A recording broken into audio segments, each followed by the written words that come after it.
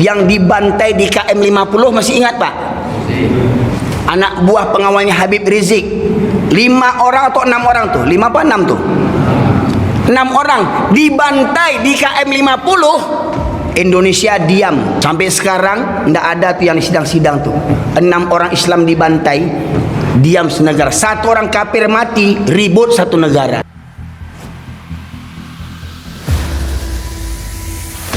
Amma ba'du, masyarakat muslimin, Bapak Ibu sekalian, sidang jamaah subuh rahimakumullah.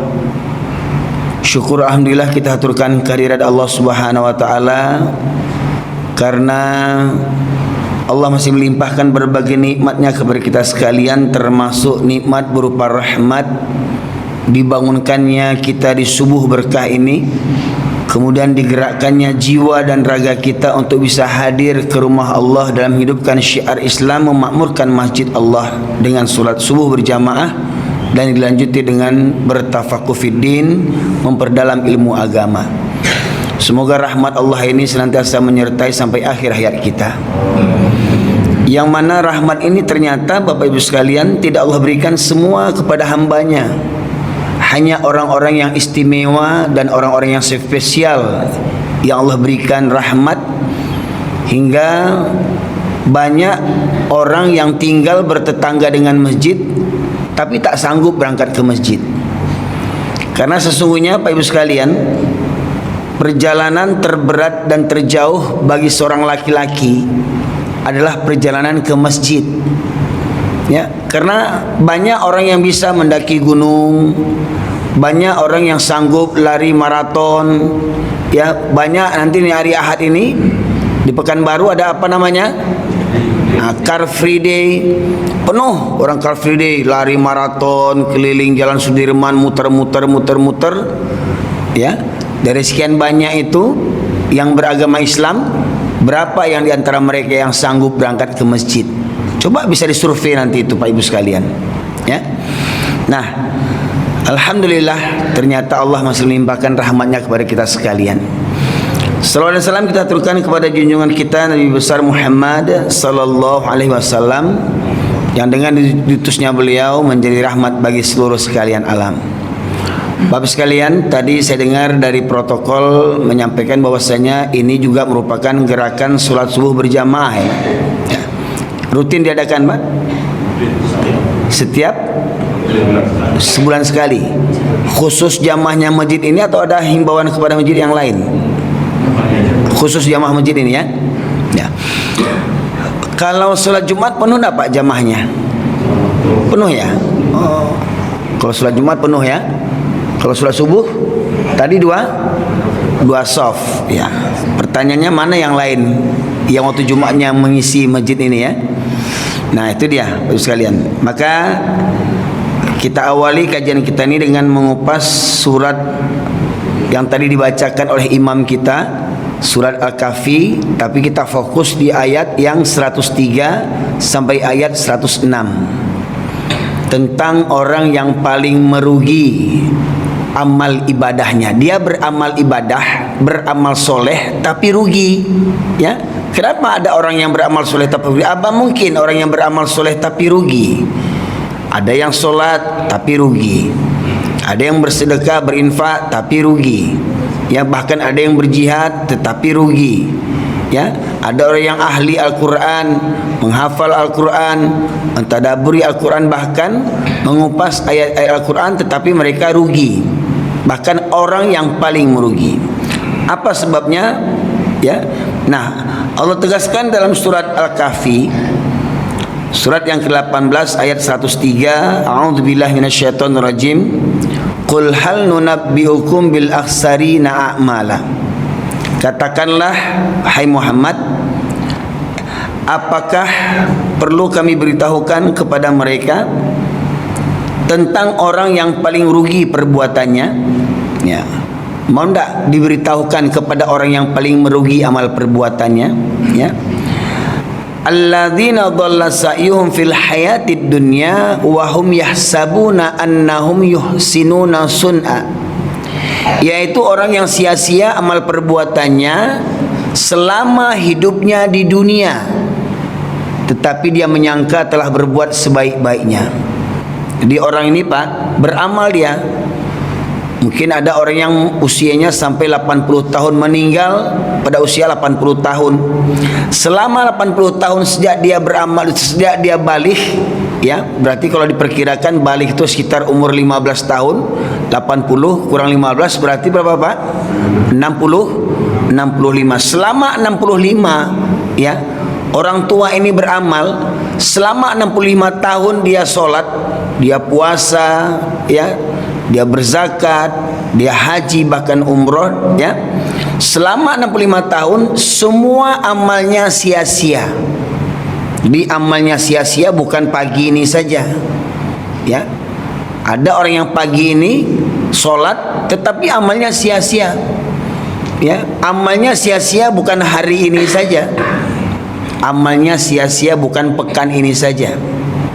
Amalnya sia-sia bukan bulan ini saja. Amalnya sia-sia bukan tahun ini saja. Tetapi amalnya sia-sia selama hidupnya di dunia. Jadi selama 65 tahun dia sholat, semua sholatnya sia-sia. Ya, loh kenapa kok bisa begitu ya? Ya, tetapi orang ini yang amalnya sia-sia ini menyangka dirinya telah berbuat sebaik-baiknya. Apa yang kurang sama saya? Saya sudah Islam 7 keturunan. Saya sudah menyempurnakan rukun Islam, ya. Solat sudah, zakat sudah, puasa sudah, haji bahkan sudah, ya. Apa yang salah sama saya? Apa yang kurang dengan saya? Ya. Maka dalam ayat berikutnya Allah menegaskan, ulaikal ladzina kafaru bi ayati rabbihim wa liqa'ih. Mereka ini yang menyebabkan amalnya sia-sia, mereka ingkar kepada ayat-ayat Allah, mereka kufur kepada ayat-ayat Allah, dan ingkar terhadap perjumpaan nanti, bahwasanya setelah ada kematian ini kita akan dihadapkan kepada Allah. Jadi dia tidak yakin, tidak percaya dengan hari kebangkitan, tidak yakin, tidak percaya dengan hari hisab, tidak yakin dan percaya dengan adanya kiamat, adanya surga dan neraka, hingga dia berbuat sekehendak hatinya saja. Seakan-akan dia tidak akan mati, seakan-akan tidak ada hari hisab, seakan-akan tidak ada hari penimbangan, seakan-akan tidak ada surga dan neraka. Ya. Jadi yang menyebabkan orang ini amalnya sia-sia, yang pertama ingkar kepada ayat Allah.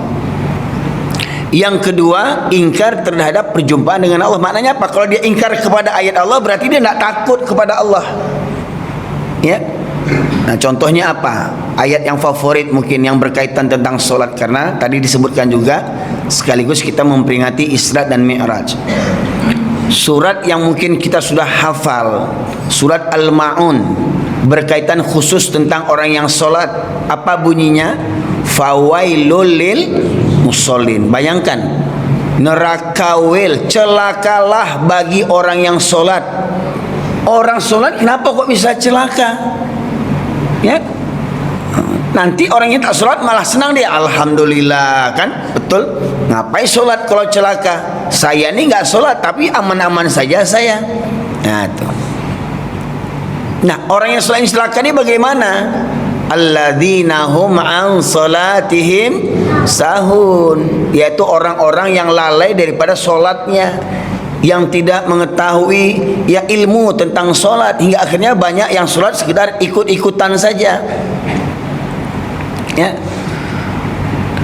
ya lalai mungkin dari awal, melalaikan waktu solat, melalaikan apa yang harus kita pahami. Contoh misalkan dari ayat-ayat yang kita baca, doa-doa yang kita baca, jangan sampai kita tidak tahu artinya.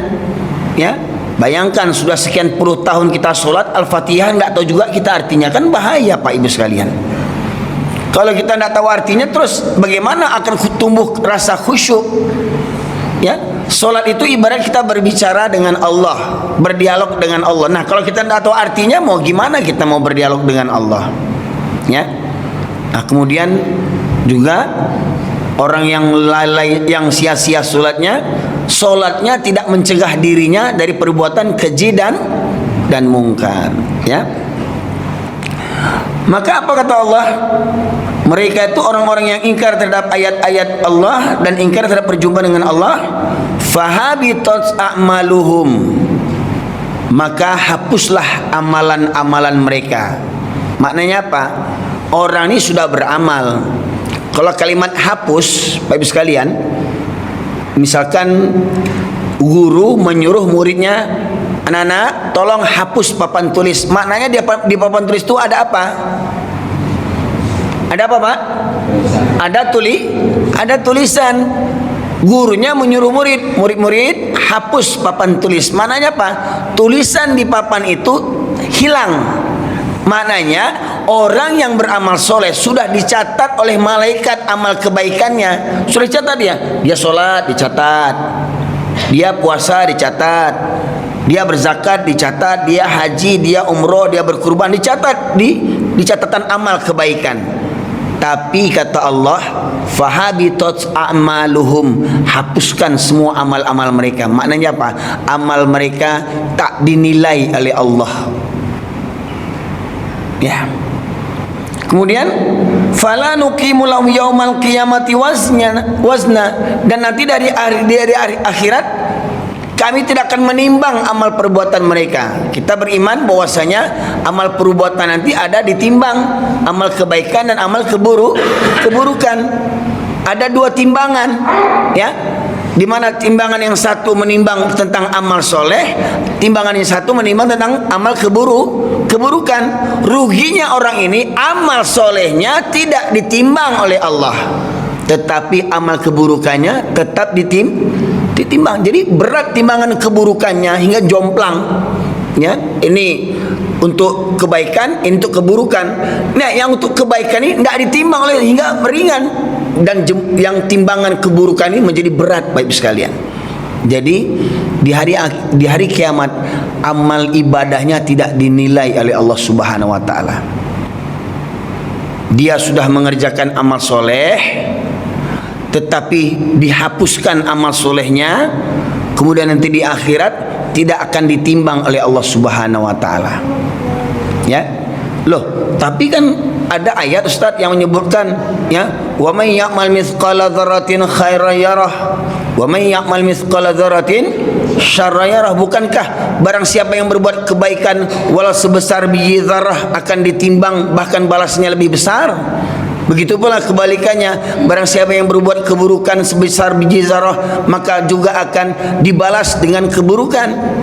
Ya, itu akan berlaku bagi siapa?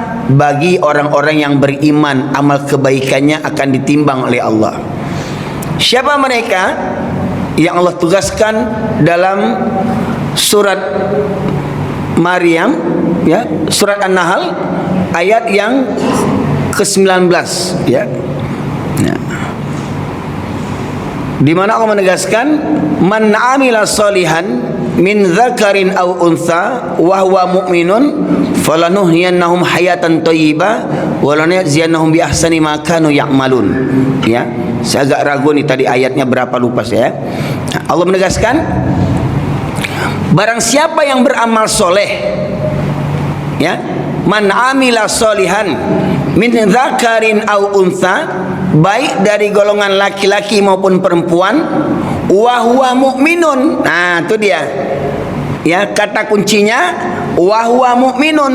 Barang siapa yang beramal soleh dari golongan laki-laki dan perempuan dalam keadaan beriman, ya, maka kami akan balas amal solehnya dengan kebaikan yang lebih baik daripada amal yang telah dikerjakannya. Syarat amal soleh diterima, syaratnya adalah beramal soleh dalam kondisi beriman, atau beramal soleh dengan landasan iman dan takwa. Ya. Nah, contoh bagaimana orang yang sholat kok dia celaka? Dalam surat Al-Maun yang tadi kita berdengarkan ada lanjutannya, ya. Fawailul lil musallin alladzina hum an salatihim sahun alladzina hum yuraun, yang mereka solat karena ria. Ya. Pertanyaannya, kenapa di Jumat siang laki-laki bisa meramaikan masjid, kenapa tidak di waktu subuh? Karena di waktu subuh tidak banyak orang lihat.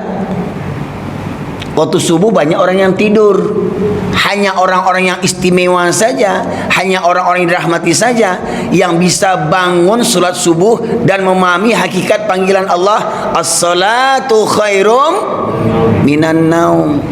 Tetapi coba bayangkan, banyak orang yang bertetangga dengan masjid, ya, bersebelahan dengan masjid rumahnya, berhadap-hadapan dengan masjid rumahnya, ya, bahkan halaman rumahnya sama dengan halaman masjid, satu halaman dengan masjid, tetapi tidak sanggup berangkat ke masjid. Coba survei Pak Ibu, mohon maaf Pak Ibu ya, di lingkungan masjid kita ini berapa persen Muslim dan Nasraninya? Ada Nasrani Pak di lingkungan kita ini? Berapa persen? 70% Nasrani. Berapa persen? Berapa? 1%-nya. 1%-nya. Terus kemana yang Muslim lainnya nih? Oh, itu dia. Mana Muslim yang lain? Cuma 1% orang Nasrani di lingkungan ini. Semestinya penuh masjid ini Pak. Pertanyaannya kemana yang lainnya? Ya itu tadi, ya. Nah, memang kalau orang sudah ada error, ya, yang baik jadi buruk, yang buruk jadi baik. Dan jelas kata Allah, as-salatu khairum minan naum. Solat lebih baik daripada tidur. Dia enggak, tidur lebih baik daripada solat. Ya. Ya kalau menurut nafsu enak ya Pak waktu tidur ya, apalagi tadi malam begadang ya kan, nonton bola tengah malam sanggup, main game, main handphone sampai tengah malam sanggup, dengar seruan azan malah baru mau tidur, ya. Nah, ini. Jadi orang yang sia-sia tadi amalnya kenapa? Karena dia beramal soleh bukan karena landasan iman. Jadi Pak Ibu sekalian, syarat diterimanya amal itu ada yang mengatakan 2, ada yang mengatakan 3. Apa itu? Yang pertama, beramal karena ilmu. Belajar dulu dia, ya. Kenapa mesti harus sholat? Bagaimana cara sholat? Apa yang merusak nilai sholat? Apa yang menjadikan sholat itu mencegah perbuatan keji dan mungkar? Pertama dia belajar dulu, dipelajarinya, ya. Seluk-beluk ibadah itu dipelajarinya. Yang kedua, dia mengerjakan amal soleh tujuannya mencari ridha Allah, lillah, demi Allah dia mengerjakannya, bukan demi manusia, ya. Bapak Jumat datang tapi subuh kenapa nggak pernah nampak? Ya kalau Jumat kan siang Pak, nanti kalau nggak datang ke masjid nanti kata orang, apa kata orang nanti? Apa kata orang? Ya, paling nggak seminggu sekali cukup lah, ya kan? Nah, apa kata orang yang tenggangannya bukan Allah redho atau tidak, Allah marah atau tidak? Ya, itu yang kedua, beramal soleh karena Allah. Pertanyaannya, kita datang hari ini karena apa kita datang? Karena Allah. Semangat ya.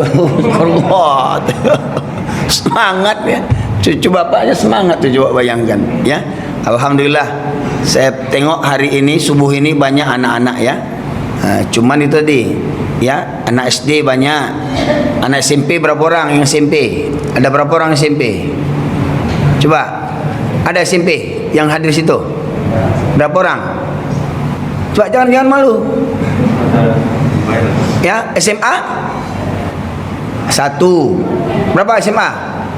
2. Sebanyak ini warga di rumahnya banyak rumah warga ini cuma 2 anak SMA. Yang lainnya sudah kuliah semua. Hah? Ya, anak SMP selebihnya anak SMP ya. Ya, Masya Allah. Ini yang baju hitam gede-gede ini SMP SMA. SMP. Masya Allah. SMP-nya begitu badannya, apalagi SMA nanti ya. Subur. Ya. Berhasil orang tuanya membesarkan anaknya, ya, dan badannya besar-besar. Ya, bisa lihat. Ya.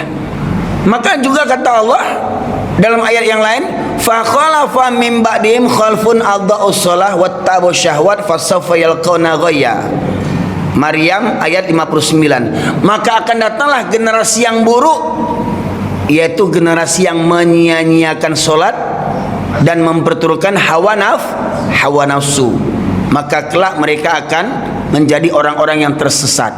Ya, generasi yang buruk itu generasi yang bagaimana? Di zaman itu, ya, termasuk yang tua, yang muda, yang besar, yang kecil, yang laki, perempuan. Di masa itu generasinya banyak yang menyia-nyiakan solat. Contoh, kalaulah tadi komplek ini banyak muslimnya, ya, niscaya, ya, kalau mereka beriman kepada Allah Subhanahu wa taala pasti ramai masjid ini, Pak Ibu sekalian. Kenapa begitu? Ya, tadi malam kita sudah bahas di Masjid Baitul Amal, ya, tentang wajibnya solat berjamaah bagi laki-laki.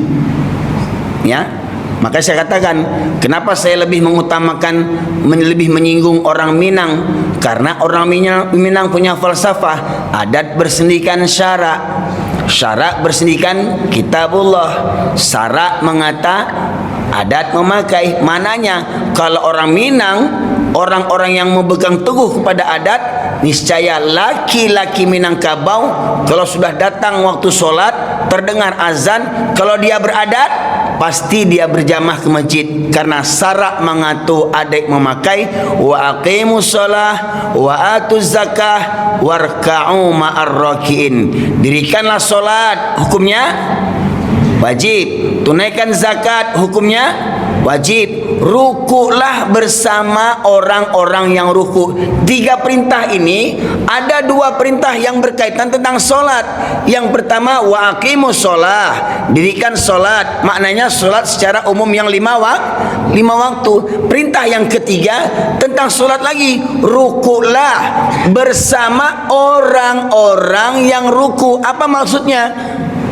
Solat berjamaah maknanya apa? Solat berjamaah hukumnya wajib. Ayo sekalian, jadi solat berjamaah hukumnya wajib dengan perintah solat secara umum. Solat 5 waktu hukumnya wajib, solat berjamaah juga hukumnya wajib. Nah, berarti ada laki-laki yang rajin solat tetapi tidak dengan berjamaah. Dia beriman dengan perintah solat yang 5 waktu, tapi dia tidak beriman dengan perintah solat berjamaah hingga dia melalaikan solat berjamaah. Maka walaupun dia solat di rumah, apa kata Allah? Fawailul lil musallin, celakalah bagi orang yang solat. Loh, kok celaka? Nah, ya, itu dari firman Allah. Satu ayat yang kita kupas tentang wajibnya solat. Nah, sekarang dari hadis Rasulullah, ya, apa keutamaan solat berjamaah, Pak Ibu sekalian?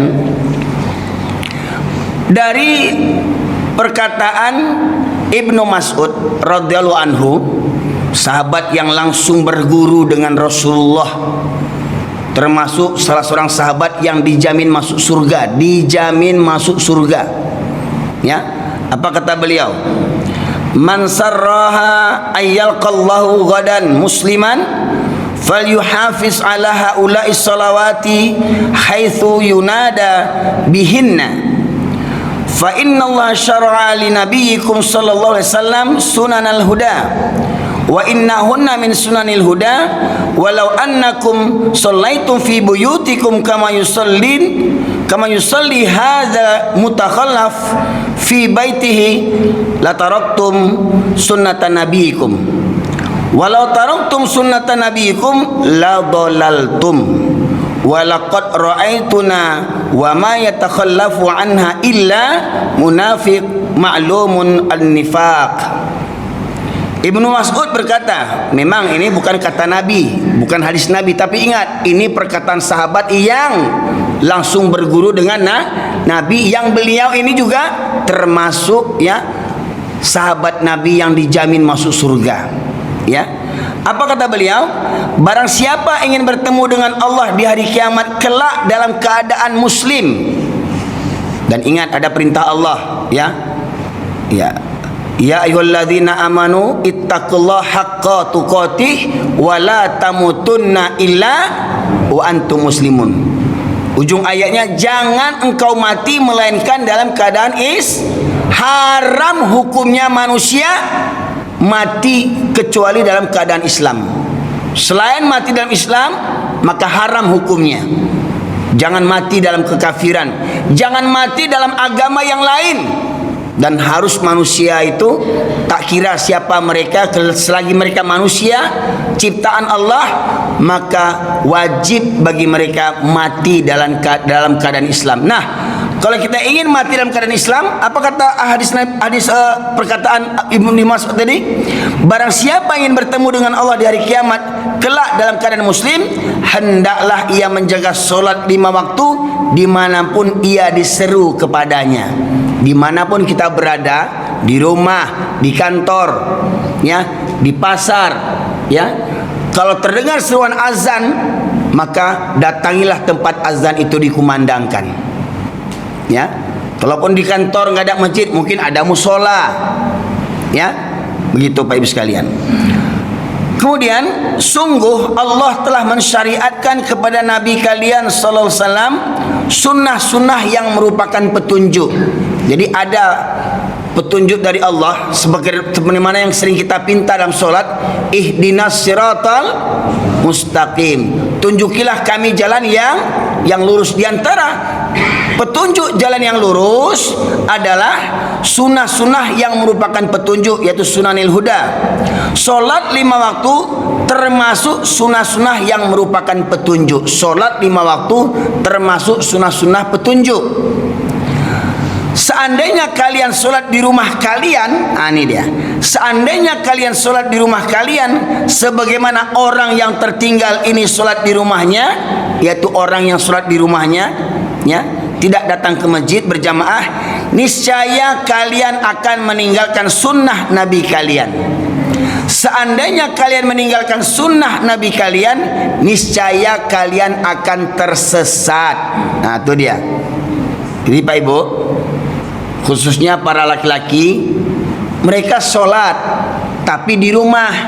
Maka kata Ibnu Mas'ud, ya, bahkan Ibnu Mas'ud ini lebih mulia dibandingkan imam mazhab yang keempat, ya, ya, imam siapa?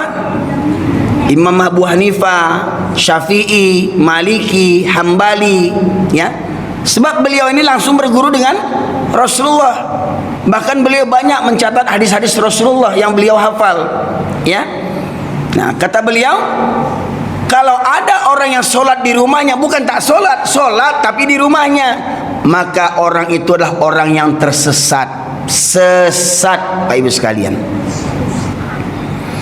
Dan saya melihat pada zaman kami, zaman para sahabat, katanya tidak ada yang meninggalkan sholat berjamaah kecuali seorang munafik yang jelas kemunafikannya. Ya, jadi di zaman para sahabat, ya, yang hidup bersama Nabi Muhammad SAW, tidak ada yang meninggalkan sholat berjamaah kecuali orang yang nyata-nyata munafik. Berarti di zaman hari ini, kalau ada laki-laki yang tidak berjamaah sholat 5 waktu ke masjidnya, maka laki-laki itu di zaman Rasulullah nyata kemunafikannya, ya. Dan ingat Pak, orang munafik ini tempatnya di neraka yang di mana? Neraka yang mana Pak? Di kerak-kerak neraka. Neraka yang paling bawah, neraka yang paling dahsyat. Bayangkan, padahal mereka sholat. Bukan tak sholat, mereka sholat, tapi mereka mendustakan ayat Allah tentang wajibnya sholat berjamaah dan mengingkari hadis Rasulullah, ya. Oh, banyak berpendapat, oh itu kan beda pendapat ulama-ulama yang lain begini begitu. Nah, silakan, sebagaimana saya katakan, ulama itu setinggi-tinggi apapun ilmu ulama, mereka itu manusia yang bukan maksum. Tapi kalau Nabi itu maksum, dijaga daripada kesalahan. Nabi tak akan salah. Ulama bisa salah. Tadi firman Allah surat Al-Baqarah 43, ya. Sementara kita meyakini, ya, di awal surat Al-Baqarah ayat 2, dzalikal kitabu la raiba fih hudalil muttaqin. Kitab Al-Quran itu tidak ada keraguan di dalamnya, petunjuk bagi orang-orang yang bertakwa. Dan kata Allah surat Al-Baqarah ayat 43, 3 perintah dalam ayat itu kita sepakati hukumnya wajib: perintah solat 5 waktu, perintah membayar zakat, dan perintah solat berjamaah.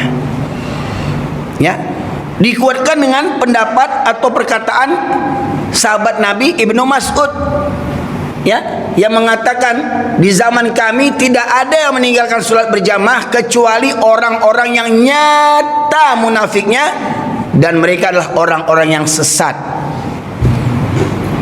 Coba bayangkan, ada orang yang solat di rumah laki-laki, tetapi dia termasuk orang yang sesat. Maka kata Allah tadi, kembali kepada surat Al-Kahfi tadi, fahabitat a'maluhum, maka terhapuslah amal soleh mereka yang solat di rumah tadi, tidak dinilai oleh Allah Subhanahu wa taala. Baik sekalian, ya. Kemudian di antara keutamaan solat berjamaah, baik sekalian, ya, ada sebuah hadis Rasulullah, ya, yang menyebutkan tentang 7 golongan yang mendapatkan naungan perlindungan Allah di hari akhirat. Yang di hari akhirat itu tidak ada perlindungan, tidak ada naungan selain naungan Allah, yang semua manusia sangat berharapkan naungan Allah ketika itu, karena begitu dahsyatnya hari kiamat, hari kebangkitan. Ada 7 golongan yang mendapatkan naungan dari Allah, dan kita kupas diantaranya 2 golongan di antara 7 itu. Apa mereka? Siapa mereka? Ya, wasyabun nasya'a, ya, wasyabun nasya'a biibadatillah, pemuda yang hidup taat kepada Allah. Nih yang mendapatkan naungan, Pak, pemuda yang taat. Jadi kalau ada orang tua yang taat, orang tua yang rajin ke masjid, orang tua yang rajin subuh ke masjid, itu tidak istimewa, Pak, wajar, karena dah ketuaan. Makanya coba lihat, rata-rata yang datang ke masjid itu anak muda atau orang tua? Itu tadi, ya. Sebab apa? Dulu waktu masa muda sibuk begini, sibuk begitu, tidak ada waktu begini, tidak ada waktu begitu, dah banyak penyakit, baru tahu diuntung. Aduh, dah gegek-gegek mata dah kabur, baru ke masjid dia. Dulu, ya, waktu muda nyanyi, wah, begadang jangan begadang, waktu mudanya. Dah tua baru azan, Allahu Akbar, Allahu Akbar.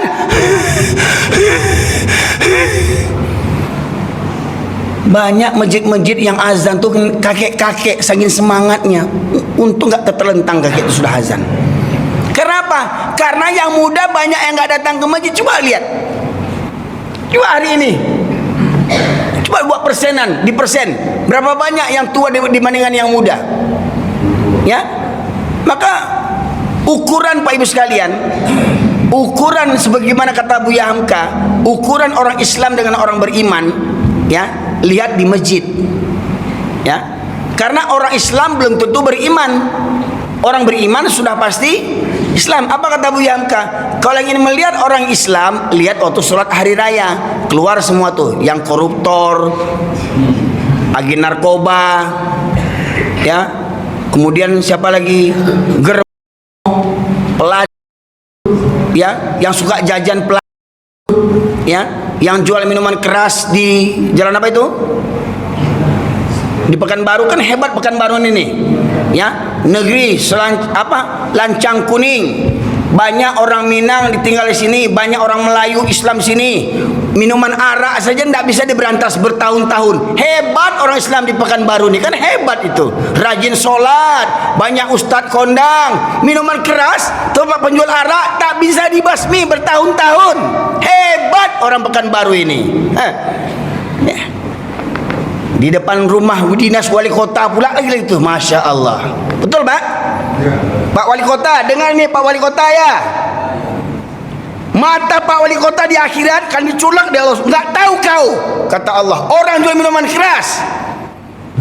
Tempat lain kau gusur, depan rumahmu kau biarkan. Itu. Bertahun-tahun minuman keras Jalan Juanda, pasar bawah itu tidak bisa diberantas, Pak. Alasannya apa? Banyak dekingan. Sama pendeking kemaksiatan, takut orang Islam yang banyak ini. Orang Islam banyak, bahkan banyak orang Islam yang berpangkat jenderal tak bisa memberantas minuman keras di Pekanbaru.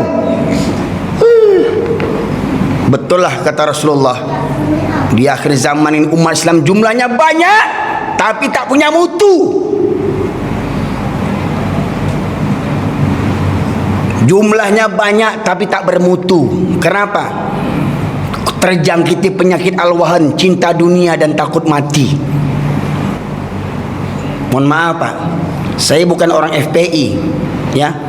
Mungkin banyak orang yang benci dengan FPI, tapi ingat, FPI itu berani memberantas orang yang bermaksiat, Pak Ibu sekalian. Pertanyaan kita, berani tidak begitu?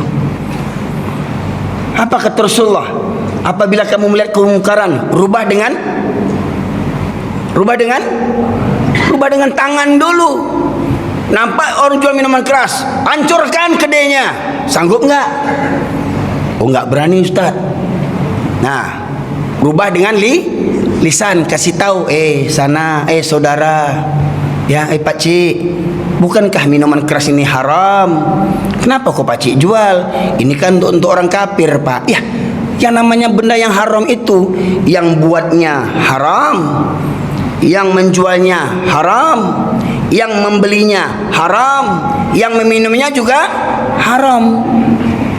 Ya, walaupun yang dijual minuman keras untuk orang kafir, berarti yang orang Islam menjual arak itu memfasilitasi orang kafir untuk bermaksiat. Dan ternyata bukan orang kafir saja yang beli arak itu, juga banyak orang yang KTP-nya Islam.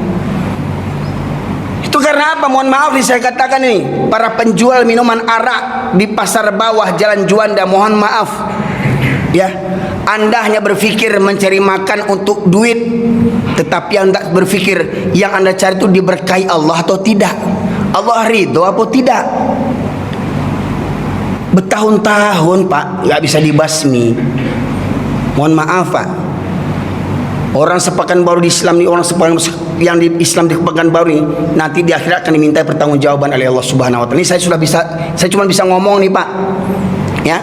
Nah, saya berantas, saya nggak punya ilmu kebal. Dipentung orang satu botol, saya penting pingsan saya. Ya, saya nggak punya ilmu kebal Pak. Jenggot saya ini nggak anti gunting ini. Ya, jenggot saya dicabut istri saya bisa putus. Tapi kalau Mama Gufron kan hebat jenggotnya tuh. Oh, dicium, jamah diciumnya. Mama Gufron tele, ya. Banyak lo pengikutnya tuh, kalian. Ya, ini Pak, saya sarankan Pak kepada Bapak pengurus masjid, kepada Bapak jamaah masjid ini berkali-kali, seperti dakwah yang 10 hari yang lalu saya sampaikan. Pertanyaannya, ada enggak didengar sama Pak Wali Kota? Ada nggak didengar sama orang Islam yang punya jadi pejabat di kota Pekanbaru ini? Nggak bisa berantas penjualan minuman arak. Masya Allah Pak, bisa sia-sia solat kita ini Pak. Ya, zaharul fasada fil barri wal bahri bima kasabat aidin nas. Telah nampak kerusakan di bumi dan di darat dan di lautan. Ya. Karena apa? Karena dosa manusia. Ya. Dan Allah juga menegaskan, bertakwalah kepada Allah, ya, kepada azab yang tidak hanya menimpa para pelaku kezaliman. Orang-orang yang soleh sekalipun akan ditimpa bencana. Lihat Pak, bencana hari ini, gempa bumi, longsor, banjir bandang di Sumatera Barat, banjir bandang di Sibolga, Sumatera Utara, banjir bandang di Aceh Pak. Pertanyaannya, yang korbannya apakah ahli maksiat semua Pak? Bahkan mungkin di antara korbannya ada yang ustadz, ada yang ustazah, ada yang santri. Ini nggak pesantren Pak, banyak yang tenggelam kan.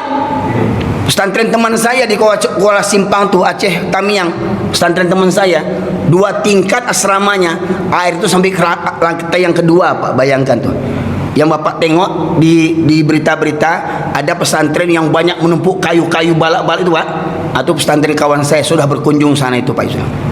Bayangkan Pak, pesantrennya berpagar tinggi, di sebelahnya itu perkampungan, ya Pak, menumpuk kayu-kayu balok-balok itu di asrama pesantren itu Pak. Kalau misalnya tidak ada lah pesantren itu, ke kampung larinya kayu-kayu itu Pak. Ya, santri pesantren, ya, bukankah tempat orang-orang soleh di situ? Tetapi ingat, jadi korban karena apa? Karena tidak adanya amar ma'ruf nahi mungkar, atau tidak bersungguhnya para orang-orang alim dalam beramar ma'ruf nahi mungkar. Ya. Pak, mohon maaf Pak, saya sampaikan itu minuman arak. Saya khawatir Pak, saya khawatir. Ya. Cepat atau lambat Pekanbaru ini akan ditimpa musibah oleh Allah Subhanahu wa taala. Karena Allah menegaskan, falamma nasu ma dzukiru bi fatahna alaihim abwaaba kulli syai' hatta idza farihu bima utu akhadnahum baghtatan wa hum mublisun. Maka ketika mereka melupakan peringatan-peringatan kami, kata Allah, maka kami bukakan semua pintu-pintu kesenangan, hingga ketika mereka berbangga dengan kesenangan itu, kami cabut nikmatnya secara tiba-tiba hingga mereka terdiam berputus asa. Dan termasuk diantara mengingkari ayat-ayat Allah adalah apa? Tiadanya amar ma'ruf nahi mungkar. Ya. Nah, siapa yang berhak melakukan ini? Itu tadi amar ma'ruf nahi mungkar, rubah dengan tangan, itu adalah hak dan kewajibannya para penguasa, para pemerintah yang punya kuasa. Rubah dengan lisan, siapa yang punya kewajiban? Para dai, para ulama, ingatkan, sampaikan, ini halal, ini haram, ini baik, itu buruk. Tapi ingat, kalau siapapun yang berceramah, kalau tidak ada aturan undang-undang yang menguatkan ceramah itu, maka niscaya ceramah itu tidak akan ada manfaatnya Pak. Contoh Pak, silahkan lihat dalam berbagai pemahaman imam mazhab, apa hukum orang yang sengaja meninggalkan sholat Pak? Coba ada yang tahu Pak? Hukum orang yang sengaja meninggalkan sholat.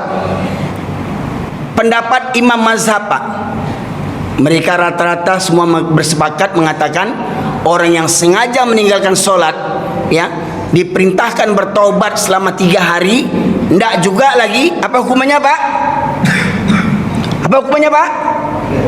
Hukuman mati Pak. Bagi orang yang meninggalkan sholat, hukuman mati. Jadi semestinya sebenarnya sudah banyak yang layak mati di Indonesia ini sebenarnya. Jadi yang hidup ini banyak zombie sebenarnya Pak. Banyak yang tak sholat tapi masih hidup, zombie. Dalam hukum Islam dihukum mati itu Pak Ibu sekalian. Dan siapa yang menjalankan hukuman mati itu?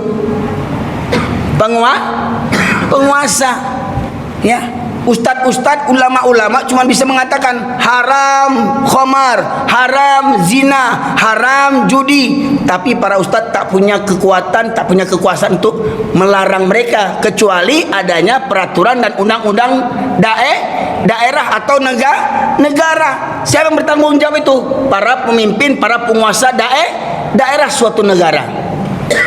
Maka kedua-duanya harus sejalan Pak. Kedua-duanya harus sejalan. Ulama mengingatkan, penguasa menjalankan perintah tadi. Ya. Nah, pertanyaannya sudah berjalan enggak itu tadi? Ulama sudah menasihati penguasa belum? Penguasa sudah dengar kata ulama belum? Berantas maksiat, berantas minuman keras, berantas narkoba. Terkadang yang begitu Pak, gimana mau berantas narkoba? Peredaran narkoba, backingnya ke, ya, penebaran narkoba Pak. Ini bukan rahasia umum lagi, bukan rahasia lagi, sudah menjadi pengetahuan umum. Bahkan peredaran narkoba itu yang membacking-nya adalah orang-orang tempat dilindungi, tempat perjudian dilindungi, tempat perzinahan dilindungi asalkan bayar pajak. Kalau bayar pajak aman, dijaga, dikawal. Silakan berzina, aman, tidak akan dikejar sama orang kampung. Kami yang menjaga. Ya. Betul enggak Pak Ibu sekalian? Nah, jadi gimana mau diberantas? Contoh tuh ranah Minangkabau. Nah nih ranah Minangkabau. Ada dulu poldanya orang Minahasa, ya, ujuk-ujuk baru tugas di Sumatera Barat dapat gelar datua. Wah kan yang ngasih gelarnya yang bodoh sebenarnya ini, sembarang-sembarangan ngasih gelar datua, ya. Mentang jadi Polda dikasih penghargaan Gala Datua, datua kehormatan pula itu Pak Ibu sekalian. Ujung-ujungnya gimana? Rupanya Poldanya agen narkoba rupanya. Nah, agen narkoba. Saya katakan Pak, ya, kemaksiatan itu rata-rata yang membackinginya. Contohnya siapa? Kasus Sambolado. Masih ingat Pak kasus Sambolado? Ya. Setelah di sidang terungkap, ya, mereka yang membackingi judi online. Mereka yang membackingi sindikat ini, sindikat itu. Betul enggak? Gimana mau diberantas? Mohon maaf, ini bukan fitnah. Ya, sudah faktanya. Contoh, Sambolado membunuh anak buahnya, anak buahnya yang kafir itu, ya, ribut satu negara Pak. Ya. Ya. Si Sambolado yang jenderal petinggi kepolisian membunuh anak buahnya, satu orang anak buah dibunuhnya, ribut satu negara.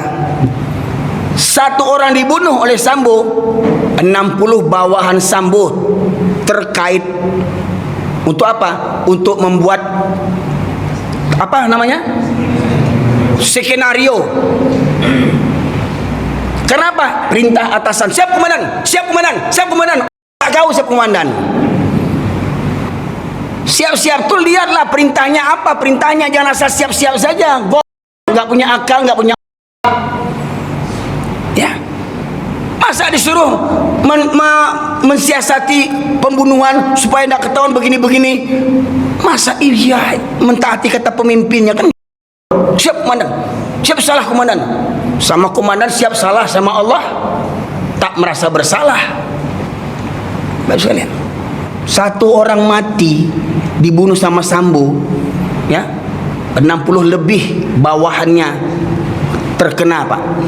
Itu satu orang. Pertanyaannya, yang dibantai di KM 50 masih ingat Pak? Anak buah pengawalnya Habib Rizik, 5 orang atau 6 orang tuh? 5 apa 6 tuh? 6 orang dibantai di KM 50. Indonesia diam, bahkan disuruh diam. Saking parahnya, tempat mereka disiksa transit di jalan tol ada namanya rest area, ya, untuk menghilangkan jejaknya. Rest areanya pun didatarkan sama mereka tuh. Coba bayangkan, tempat orang cari makan, nggak ada salah orang yang berjualan di situ, habis nggak bisa jualan lagi.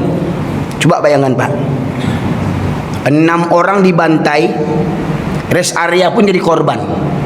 Sampai sekarang nggak ada tuh yang sidang-sidang tuh. 6 orang Islam dibantai, diam senegara. Satu orang kafir mati, ribut satu negara. Di negeri ini harga nyawa orang kafir lebih mulia dibandingkan nyawa orang Islam Pak. Betul enggak?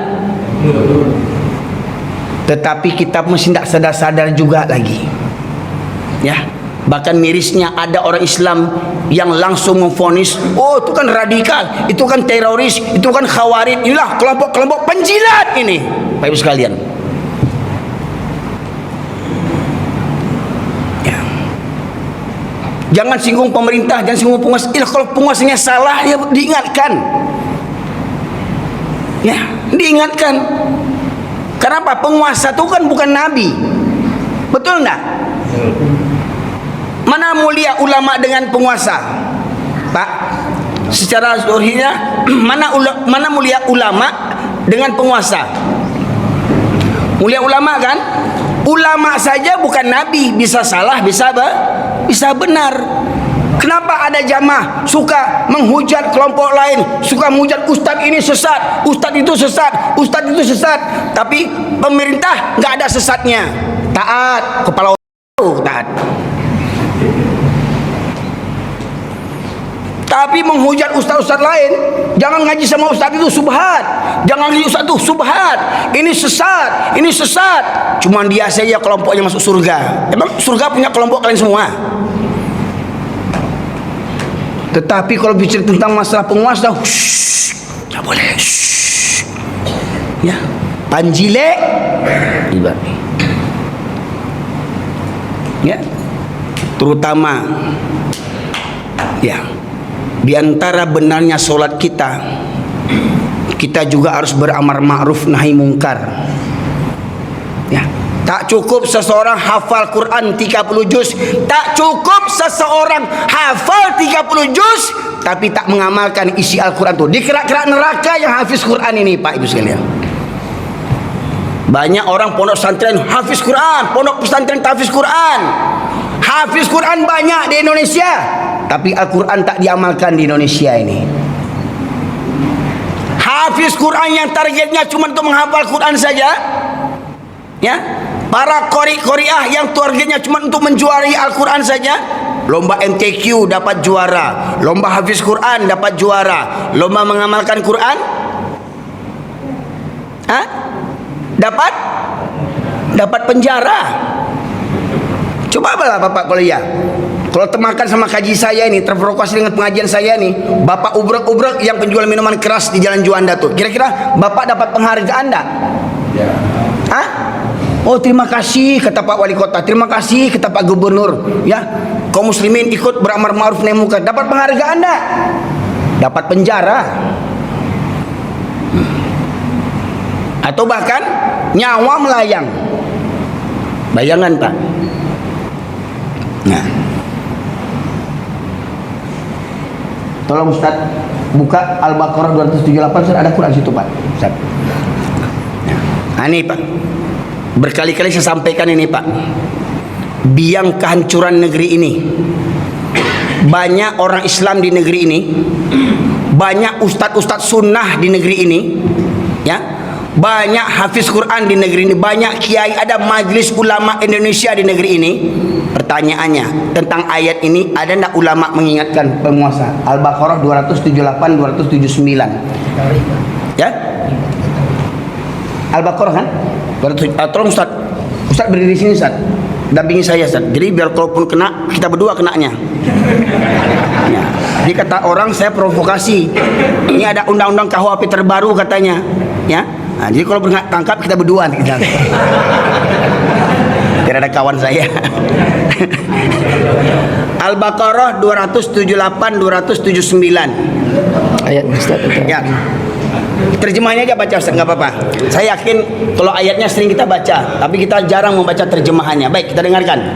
Wahai orang-orang yang beriman, bertakwalah kepada Allah. Wahai orang yang beriman, bertakwalah kepada Allah. Iman, takwa. Lantas, dan tinggalkanlah sisa riba. Dan tinggalkanlah sisa riba. Hei, kalau kalian beriman, kalau kalian bertakwa, maka tinggalkan sisa riba. Jika kamu beriman. Jika kamu beriman, Allah tanya lagi, Allah sebut lagi di akhir. Jika kamu beriman, kalau kalian beriman, tinggalkan riba. Kalau kalian langgar juga berarti tidak beriman. Betul enggak? Lanjut ayat berikutnya. Jika kamu tidak melaksanakannya, maka umumkanlah perang dari Allah dan Rasulnya. Jika kamu tidak meninggalkan sisa riba, maka umumkanlah perang dari Allah dan Rasul. Pak, pelaku riba langsung Allah dan Rasul yang memerangnya. Pelaku riba Allah dan Rasul yang langsung memeranginya, Pak. Lanjut. Tetapi jika kamu bertaubat, maka kamu berhak atas pokok hartamu.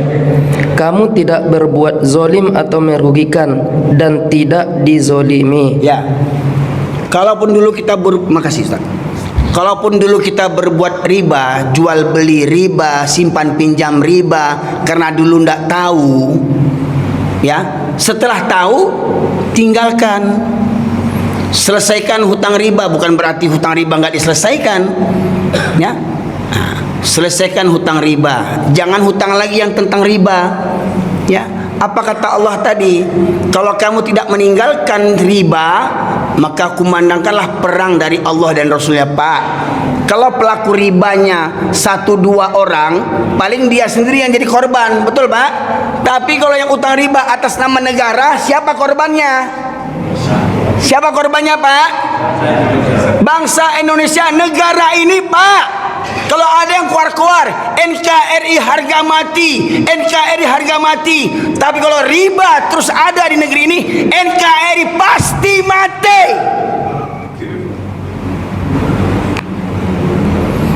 Cepat atau lambat NKRI musnah.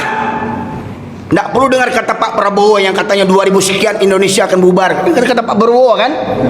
Pak Prabowo yang ngomong tuh. Ya. Ini Allah yang berbicara, saya yang menyampaikan dari firman Allah tadi. Ya. Kalau tidak dihapuskan praktek riba di negeri ini Pak penguasa, Pak pejabat, Pak pemerintah, kalau tidak dihapuskan praktek riba di negeri ini, NKRI pasti mati. Wallahi, demi Allah saya bersumpah, habis NKRI ini. Kenapa? Dosa kita mengundang bencana Allah Subhanahu wa taala. Dosa kita mengundang diperangi oleh Allah dan Rasul. Bayangkan, berperang dengan Belanda 350 tahun. Konon katanya kita merdeka. Konon, saya katakan kenapa konon kata merdeka? Gimana mau merdeka? Hukum Belanda dipakai, kan nggak bodoh tuh namanya tuh. Ngaku merdeka, hukum Belanda dipakai, nggak ada punya yang pakai itu Pak Ibu. Ya, bodoh belagak cadia namanya itu. Ya, nah, melawan penjelajah Jepang, alhamdulillah angkat kaki Jepang 2 tahun. Berhadapan dengan penjajah Portugis, angkat kaki Portugis.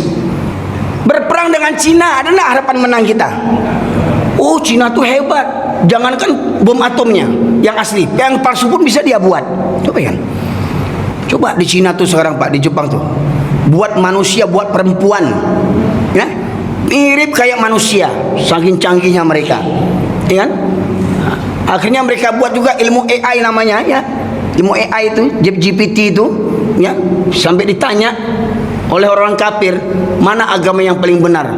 AI itu bisa menjawab, kalau aku jadi manusia, aku pilih agama Islam. Coba, mesin yang mereka buat aja lebih pintar pada yang buat mesin. Bisa lihat, betul nak? Yang buat mesin nggak juga beriman-iman, gobloknya lagi, ya kan? Cuman kita bangga dengan ilmunya orang yang buat mesin, ya. Sama Cina, sama Jerman, ada harapan kita akan menang.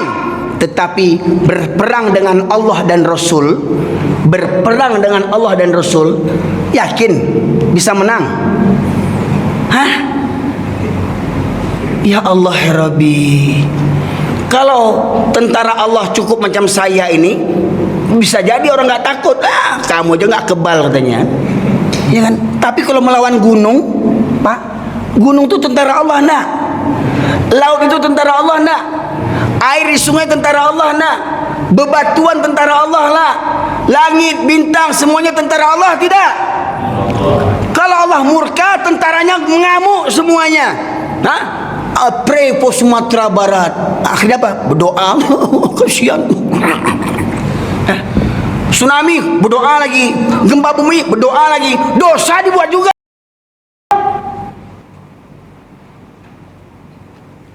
Kita yang mengundang bala, kita yang mengundang bencana, ya. Makanya benarlah di ujung-ujung ayat banyak Allah menyebutkan afala ta'qilun, afala tatafakkarun, afala tatadabbarun. Apakah kamu tidak menggunakan akal, menggunakan pikiran? Jadi Al-Quran ini Pak hanya untuk orang yang punya akal saja Pak. Untuk orang yang punya otak, juga nak punya otak nak termakan Quran kau dah. Tak buta. La jale-jale firman Allah, bantu aku tinggalkan riba, praktek riba juga. Oh, sana lawak dapat bantuan setiap desa 1 miliar. Kita begitu, sana wih dapat miliar ya. Ya. Dari riba. Buat jalan tol riba, buat gedung ini riba. Cepat atau lambat dibenam Allah Indonesia nih Pak, kalau tidak taubat kita semuanya. Percaya enggak? Bukan saya yang berdoa Pak, bukan saya menyumpah, janji Allah. Allah dan Rasul yang langsung memerangi pelaku riba. Pertanyaannya Pak, Pak Ustadz, Pak Ulama, ya, yang keluar-keluar taat pada pemimpin, pemimpin Bapak tuh utang ribanya berapa? Ya, pemimpin Konoha utang ribanya berapa? 10.000? Triliunan, ribuan triliun. Sudah layak dibenam Indonesia nih Pak.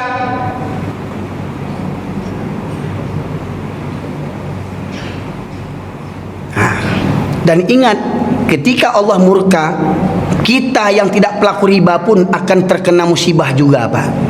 Betul tidak? Karena apa? Karena kita banyak diam.